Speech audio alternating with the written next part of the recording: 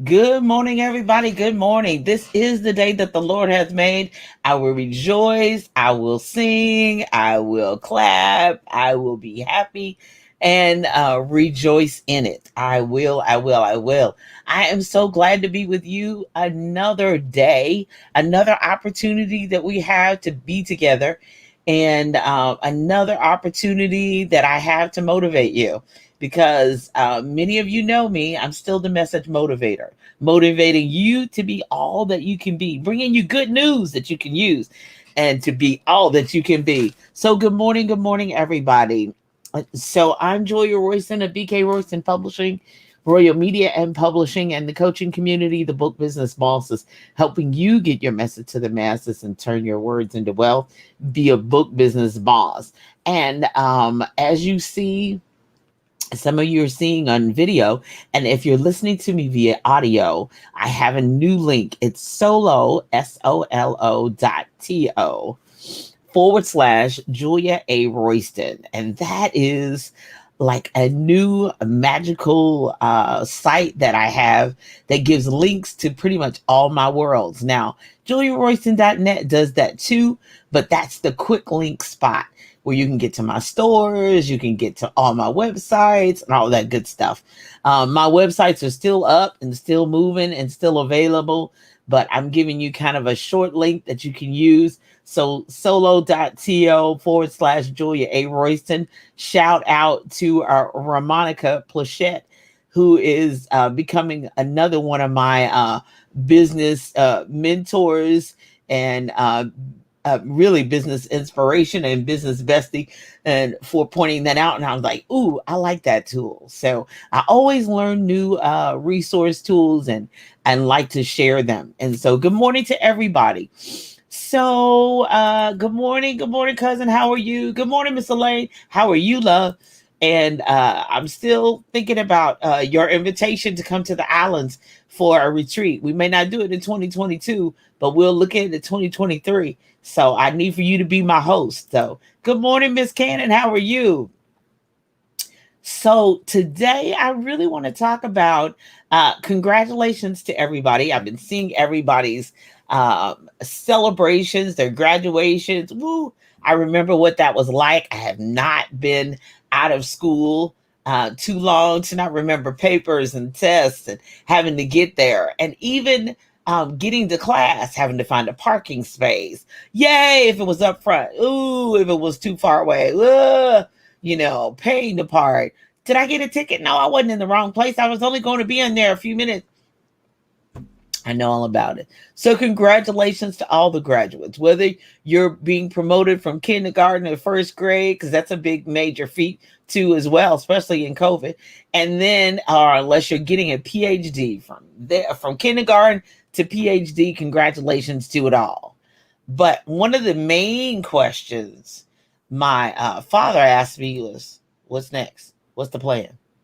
What's your next steps?" So so one of my other friends, I give credit to where credit's due, but I've taken it on myself to first off get the end in mind. What's the goal?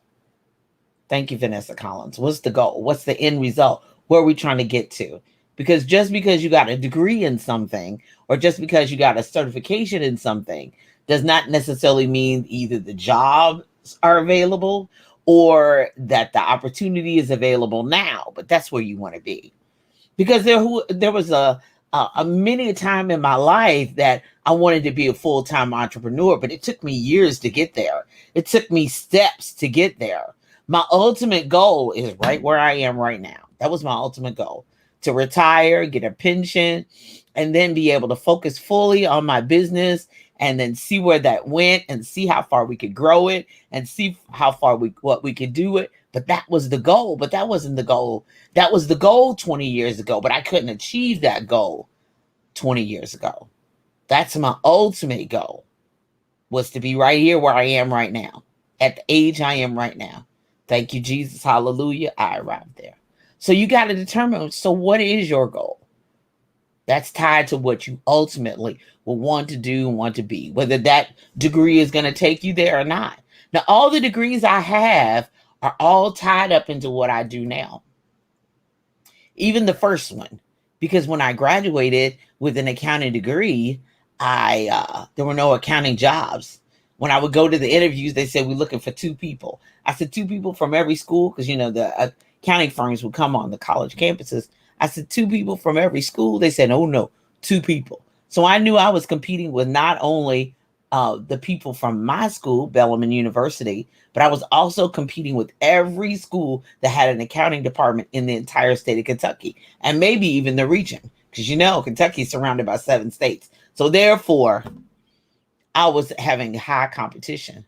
So my plan B was the part-time job I had in the law firm library back then when I was a senior in college. Was they offered me a full-time job. They said, we know your degrees in accounting, but you got a full-time position with us. Well, okay. So I could either say, nah, I'm really going to focus on the accounting thing, or I could say, oh, wait a minute. This, what is it? The bird in the hand, whatever. So I had the bird in the hand. So I'm like, I can always, if something else pops off, I can always quit them. But if they're offering me a full-time job with benefits, whoo, that's where we're going. So that rejection, as we've often seen, that rejection is direction. So that rejection from the accounting industry, that 4-year degree, I'm in business. So the 4-year degree is always, and my CPA thanks me every year for the documents I turn in. My CPA thanks me because she's like, ooh, this is so great. I said, yeah, because I have an accounting degree. Now, I don't work as an accountant. I've never worked as a CPA. I never sat for the CPA exam, but that 4-year degree didn't hurt my life at all. Where I'm going, though, I'm not disappointed. I don't feel devastated by life. Oh, no. And then the full-time job in librarianship and the law firm, even though I didn't have a degree in librarianship, they offered me a full-time job in a library. It didn't hurt me either, based on what I'm doing now. So what's the goal? My goal is right here, but the steps to get there are different. So we got to ask ourselves, so one question, another question. We know what the goal is, whatever your goal is. I trust that you're moving toward it. Yeah, great. 2024, go for it. Good morning, Mr. Monty Wells. Good morning. Hey, love. Good morning, dear. Good morning, girl. Elaine, yeah, totally get it. Now, Elaine is the accountant. Elaine is if you're looking for bookkeeping services and helps with your money, Elaine is that girl. So reach out to her. So once I say, what's the goal? So what do you know? What I knew back then in 1985 already is I had a full-time offer with a full-time law firm paying me not only full-time money, but benefits. That's what I knew. And I did know how to do accounting, but nobody was hiring me. Okay, so I had to go with what I know. So what do you know in your area? What do you know about? What skills, what gifts, what talents, what abilities do you have? What do you know? The status of your debt, the status of, because the money strategist, Miss Rita Oliver, been telling us about our debt. If we want to be retired here, what do we have to do about our money now? What do we need to learn about our money? Who do we need to ask? Do we need to get a coach about our money? I know people are sensitive about their money, but what do you know? To get to that goal, what do you know now? And what do you know that you have to change, fix, adjust? What do you know? Okay. And then number 3. So we know what's the goal. We got to figure out and be honest, put on pen and paper. Here's my notebook and my pen. What you do know. And then number 3, who do you know? Who do you know who does that? Who do you know who has done that and is doing that right now? And what were their steps to get there? It's just like anything else. Sometimes your destiny, your purpose is tied to someone else. Not that they will make it happen, but they will give you that nugget, that piece of information, that motivation, that inspiration to keep going. I met you so that I could get to my end goal. If it wasn't you, it's going to be somebody else. But there are some people that are assigned to your life for a specific time, season, reason, for a lifetime. But they have specific purpose to play in your getting to your next. So who do you know? Who do you know who knows? With technology now, it's no longer 6 degrees of separation. It's just, can you post a question on your social media page on who does that, and you'll get under the comments people who know people and people who tag people. So no, number one, what's the goal? Number two, what do you know? Take inventory, take stock of what you know is what's going on right now. I got to take care of family member. I got these little children. I've got this big old mortgage. I've got whatever you got. Figure out what you know. The top 10, 5, 10, 15 things that you know about yourself and what your life is that will either distract, deter, or even add to you getting to your goal. And then determine, who do you know? Now, once you get some who's, and if I were you, and this is what I've done, and this is what my cousin did, and this is what we do at our company, then you got to figure out what your next steps are. What you can do now. Excellent. Exactly. So then you got to know, that part, and you've been offered this part. Woo, that's wonderful. 53K annually won, but you got to know that in between part with the other piece. Oh, I'm so glad. You just give all glory and honor to God, because baby, I just do I'm the messenger. I'm the message motivator, but I'm the messenger. I just deliver the message. I'm so glad. So then you need to know what your next, do you need a coach for that? Or do you need to ask someone who's done that? Or even if they haven't done that, have done something similar to what you're doing, even if they're not in that area. Because I know sometimes people say, oh, you got to move in silence. Yeah, but there's got to be somebody that even if you have to give a non-disclosure, or we got to sign a privacy statement, that you can ask a question so that you can get, even if you have to pay $50 for a coaching consultation, there's got to be somebody somewhere that is going to help you, advise you, and help bounce that off. Somebody who's retired from that position, somebody who teaches in that area. Find them out. What the next steps are. Okay? Hope that helps. And then finally, this is kind of my bonus. Be persistent. Don't give up. If it's your ultimate dream, if you feel free, if you feel whole, if you feel complete when you do this thing, it's euphoric, then be persistent to do it. I worked toward it. Some days I thought I'll never get there. Oh my Lord, no. When they said I had so many years until full retirement, I'm like, I'm not going to make it. So what do I have to do? What's the next level down? I'm like, I'm not going to make it in this long. I'm like, what's the next level down? They said, get to 55. I said, okay, I can do that. And that was about 3 or 4 years when I really started saying, okay, it's going to be 3 or 4 years till I'm 55. And then when I turned 53, and then I turned 54, and just so many things happened between my being 54 that year to being 55. So much happened, so much tragedy happened, so many things happened. Some great things, some horrible things, but so many things happened that year. And then I had to take that trip to the state, to Frankfurt, and say, okay, what is it going to look like? Me and my husband got in the car and we drove that 30 miles, and I said, okay, so what does it look like? So what's it going to look like? I said, I can do that. I think I can manage that with that amount of money. So I had to be persistent to get to that level, to that goal, and say, all right, it's not the money somebody else is going to make, but I think I can make it in business over here.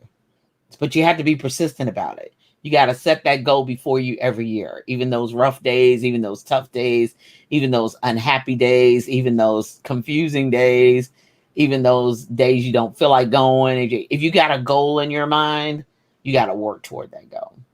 And then your plan B may be your plan A. I thought it was a plan B, but it was my plan A with God. With God, it's always plan A all the time. He's always going to work it all for your good. Because we know that all things, Romans 8:28 tells, all things work together for good. All my accounting degree, my 2 degrees in library science, my my doctorate in religious education. It's all working. Everything it connected, interconnected, and works together. So every certificate, every skill, every workshop, every training, every independent study, on demand, webinar, whatever, it's all going to work for your good. It's all going to be opportunity, whether it's at church, whether it's through your job, whatever it is, it's all going to work together. And your plan B is the bountiful, abundant life that God intended for you to have. That's what that plan B is. That plan B is walking in his purpose, his perfect plan and purpose for your life. It's not going to be perfect. It's not going to end up, woo, but it's going to get you where you want to go. And it's going to get you right here. Because little children, I taught for 22 years. So little children cussing me out and stomping out of my room and stealing stuff out of my room and all that. That was not good. But it worked for my good. It gave me the persistence. It gave me the endurance. It got me the determination of, okay, I see that goal. What's your goal, girl? I would leave out there saying, don't let your feelings mess up your money. So, hold on, big girl. What's the goal? Let's keep the goal ever before us. We can't worry about what happened today and how he acted and how she acted and what she did and what he did. What's the goal? So even if you're not teaching the little children, you have to think about that in your life. That person, that coworker on your job, that boss. I'm like, this is not my whole world, right? Really? This is just a job. This is just a source. God is my ultimate source. This is just a resource. This is just a means to exchange, to get bills and keep lights on and food in the refrigerator. That's it. And the car to drive and gas. That's it. This is not my ultimate goal. This is not the final. You know, I had a teacher one time ask me, so you got a whole nother world outside of this? I said, yeah, boo. I would say so. As many times as you try to push my button, it's not gonna work. I'm just gonna stand here and smile at you. Because a whole lot is going on in this brain. Because I trust God. I depend on God. I lean on him. You know, I tell God, okay, lead me to where I'm supposed to go. Lead me to what the goal you have for me. Lead me. Okay, just short story, and I'm gonna shut up. And then I'm going to do my, as they say, my church announcements and go. Thank you. Yeah, he is. He's working it out, but he's going to bring some people to you too. So you see these two earrings right here? Okay. I only had one and it was on my desk. Now, you can't see my desk because it's messy, but I was missing this one. I looked everywhere upstairs. I had even looked at the place where it was. So I sat here at my desk and I said, my husband said, you only need one angel. You don't need to call down angels from on high. You just need one. I said, angel, mine. Help me, lead me. I didn't ask the angel to go get it for me. I just said, help me find my other earring. And just, you know, I pulled back my chair to get in it one morning. I looked down and there it was. So just like God is concerned about something small, like an earring. Like, it's not like I couldn't purchase another set. It's just that I knew that set was here and whatever. But he's concerned about the smallest detail of your life. So if he's concerned about the smaller details of my life and the little things, and I need this and I need this door open for me, and God, I'm going to leave it in your hands. He's concerned about every aspect of your life, every part, every goal, every aspiration. Every part of your life he's concerned about. Because he told us every hair on our head is numbered. Now you talking about meticulous. You talking about, are you kidding me? So you're telling me that somebody who takes the time and even the fortitude and finds it necessary to number the hairs on your head will not lead you and guide you into all truth and to the direction he has for you to go. And the people, I had to remind myself that all the time. Like, you know how females, especially, we get in our feelings. And I'm not saying the men don't either, but you know how we get like, it ain't working. But just think, you know, when I settle myself and come out of my feelings and breathe and realize he has numbered every hair on my head. The ones that fall out, whatever's left, he's numbered it. So do you not think that he will not be concerned about those big issues, those places he wants you to go, those people he wants you to meet, and the people he's going to bring in your life to get you there, and the provision you need, and the people you need, and the plan and the path you need to purpose and destiny? Are you kidding me, girl? Who wouldn't serve a God like that? Oh my gosh. There's no way. So that's the reason why we worship him, we praise him, because he's not a God that's just an image that can't think, that can't feel, that can't hear, doesn't have no power. He knows everything about us. Oh my God, and still loves us, and still died for us, and still rose for us, and still coming back to get us. Oh yeah, he coming real soon. He coming back to get us. And I've heard that since I was a little girl. But the ultimate. So what's the goal? Go to God with your goal and say, this is my goal, God. Is this where you want me to be? And this what you want me to do? Because if he doesn't, he will stop. He will move heaven and earth for you to make it happen or to stop it from happening. So go with God. But pray and ask him. So this is really kind of delight thyself also in the Lord, and he will give you the desires of your heart. So ask him. Go to him and say, God, this is what I really, this is where I want to be. This is the freeing, this is the liberating, this is whoo. This blesses me every time I do it. This blesses me every time I'm involved in it. Even the tough stuff, I just love all of it. The good, the bad, the ugly. That's where I feel like with writing and publishing and everything, I'm in my zone. So where's your zone? Where's your place? Where's your spot? Ooh, good morning, love. Good morning, Miss Queenie. Good morning, Queen. Good morning. I love him today too, Miss Lisa. Cousin, I love him too. Boo. Woo. I love him every day. That old song, I love him better every day. Close by his side, there I'll abide. I don't know, that just dropped down in me. I love him better every day. I love you all. I trust that blesses you. In 8 minutes, we go to Live Your Best Life. Go to envision-radio.com. Join me over there.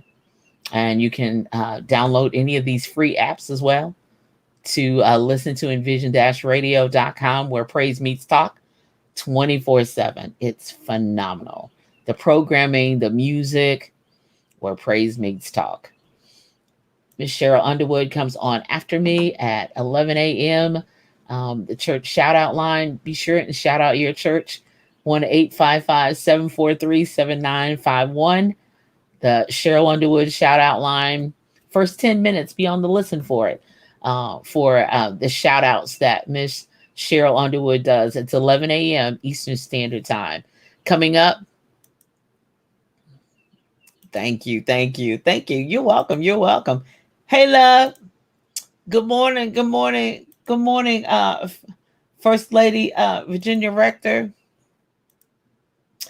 Coming up this week, over my left-hand shoulder, their summer series, summer reading series is fiction. We start off with fiction, and then each week we'll be spotlighting another genre. On Tuesday, May 18th, I have the third quarter writing 10-week writing workshop, writing course, coming up. bkwordsonpublishing.com. Click on classes and register today. Tomorrow, and we'll cut it off about noontime on Tuesday. But be sure and jump in if you're ready to write your book. And then on Wednesday, be a book business boss. We're having a free training. If you've written a book already and you're wanting to know how to turn your book into a business, go to the link to my world. Be a book business boss, solo.to/Julia A. Royston. So you all be blessed. I love you all. 6 minutes. Join me. 6 minutes.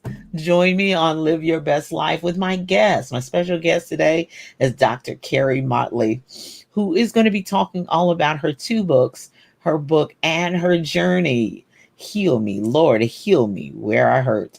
You all be blessed and have an awesome day. Have a phenomenal week. Bye-bye.